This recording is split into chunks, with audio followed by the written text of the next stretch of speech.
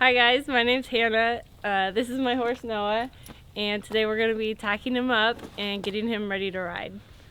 So first we're going to start by brushing him down, and then we'll put the saddle on, and then we'll put his reins on.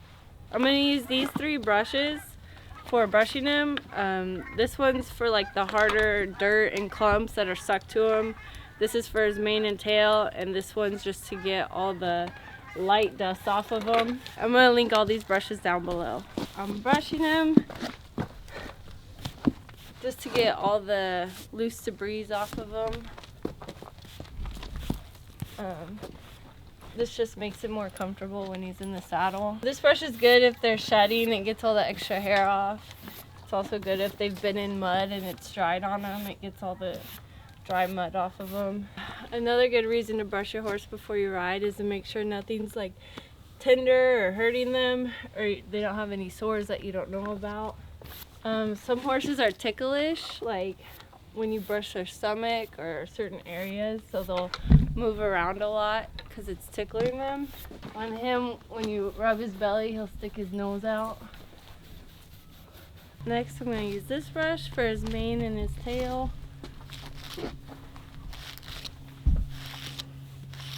In the summer, he'll get those stickers in his hair. This will get him out, or just get any tangles out. And his hair it dreads and it twirls. I usually just leave those alone and just get like the hay straws out. Next, I'm gonna check his hooves and make sure they're clean. So I just go down his leg and ask him to lift it up by squeezing right here and pulling up, and he'll lift up for me. And he's got some mud and stuff caked in there, so I just scrape on the outer corners. Horses are tender right here where their frog is. Just make sure there's no rocks in there, because that can make him pretty tender-footed. But he recently had his hooves done, so his are pretty flat. Like this one, he has a rock right here, so you just dig it out so it's not uncomfortable for him. So a general rule of thumb is that you saddle and you mount your horse from the left side. So you get your saddle pad, and you just throw it on, and you want the top covering a little bit of the bottom of his neck, so his hair will be under it, and the top of his withers will be under it. You also want to make sure it's pretty even on both sides, so when you put the saddle on, it's not lopsided.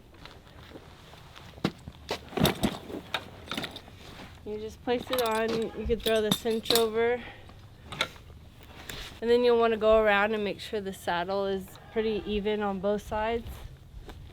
This is like a smart cinch, so you wrap it around this part. You wrap it around this part, and then you finish it with this loop. I'll show you how. So you go in on the top section and around.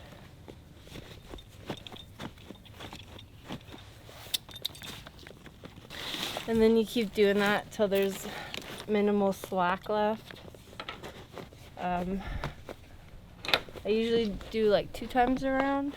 And when you're doing this, horses like to poke out or puff up their bellies because they don't want it to be super tight. So you want to make sure that you can stick 4 fingers in there and it's not super tight, but you also want to make sure that you're not going to fall off.